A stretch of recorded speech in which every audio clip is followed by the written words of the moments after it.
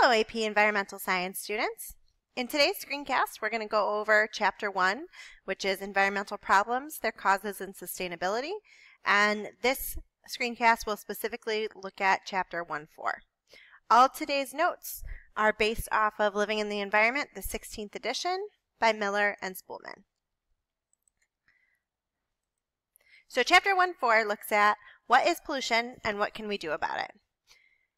The main idea of this section is that preventing pollution is more effective and less costly than cleaning up pollution. So what is pollution? We consider pollution anything in the environment that is harmful to the health, survival, or activities of humans or other organisms. There are two types of pollution that we're going to look at in this class. The first is point source pollution, and that's pollution from a single identifiable source, like a smokestack or a drain pipe or an exhaust pipe. A non-point source pollution is pollution dispersed and often difficult to identify. So we don't know the actual source. We know what it is, but we can't say like it came from this specific place. So pesticides grown from land, runoff from fertilizer into a stream. If it's surrounded by a bunch of farmland, we can't say that it specifically came from this field or this field. So if we identify this first one right here would be a point source pollution because it's coming from a specific drain pipe. This one right here, our oil slick, we can't tell you exactly where that came from at this point, so this would be a non-point source pollution.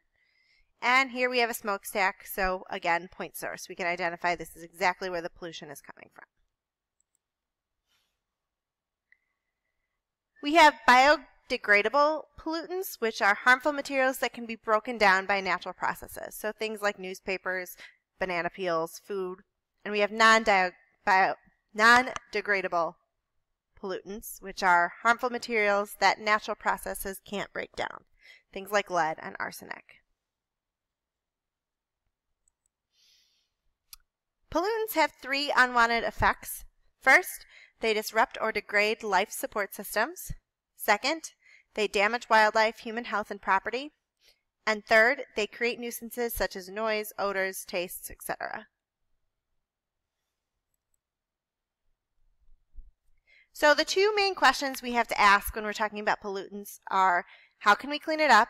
Or, better, how can we avoid producing it in the first place?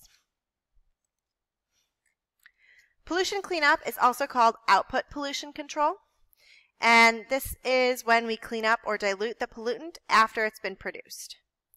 There are some problems with this solution because it's a temporary bandage. Removing the pollutant in one part of the environment often creates pollution in another. So if you think about it, we might pick up all the garbage from a beach, but the garbage then has to go to a landfill and be thrown somewhere. So just removing it from one place and putting it somewhere else doesn't get rid of it. It just kind of relocates it and maybe condenses it down into one location. And after we've made the pollutant, it costs too much to reduce its harmful effects. Pollution prevention is the better option, and pollution prevention is also called input pollution control, and that just reduces or eliminates the production of pollutants in the first place. So instead of creating newspapers, they put them online so that it's not paper waste, it's electronic.